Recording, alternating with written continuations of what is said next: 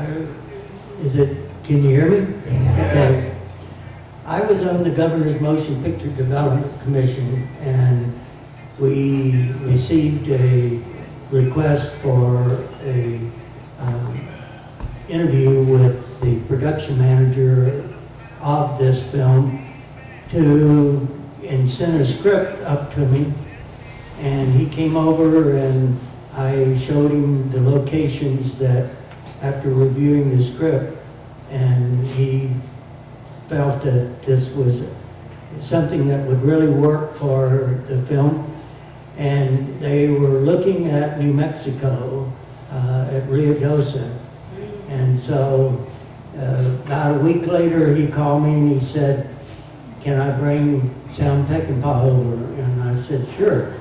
So I met them at 9 o'clock one morning at the Prescottonian, and knocked on the door, and they opened the door, and there were 2 or 3 guys standing around the wall, and there was a guy who was dressed, but he was laying on the bed and had a water glass of what I later discovered was Martell brandy. And everybody's just looking, and finally I said, "You know, I've got more to do than stand around here looking at some guy laying on a bed drinking this morning at 9 o'clock. And Sam jumped up and he said, "I'm going with you, and the rest of you guys follow." And he didn't just call them guys, there was an expression along with it.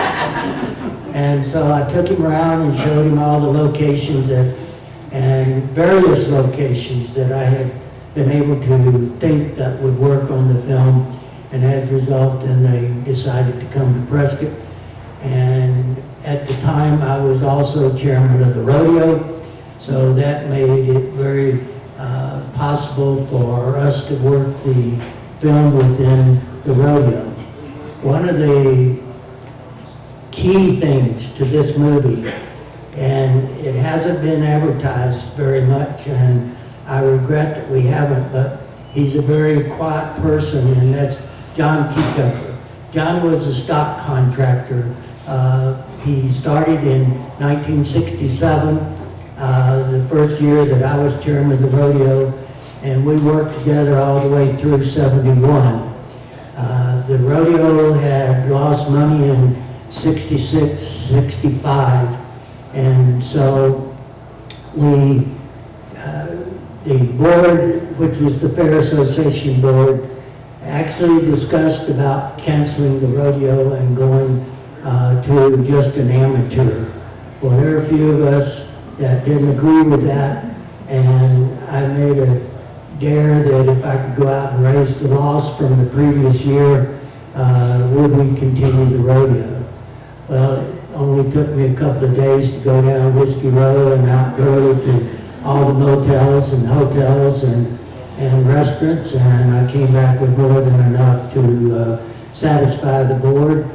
And as a result, they said, "You're going to be the chairman." So I said, "Okay." But at the same time, John Keycover had bought a stock contracting company the year before. So I was able to negotiate with John at a much better deal than we had had for years and years with a stock contractor out of California. So we cut the cost of the freight, bringing the animals over. John had them he owns the K4 Ranch. And so that worked out extremely well.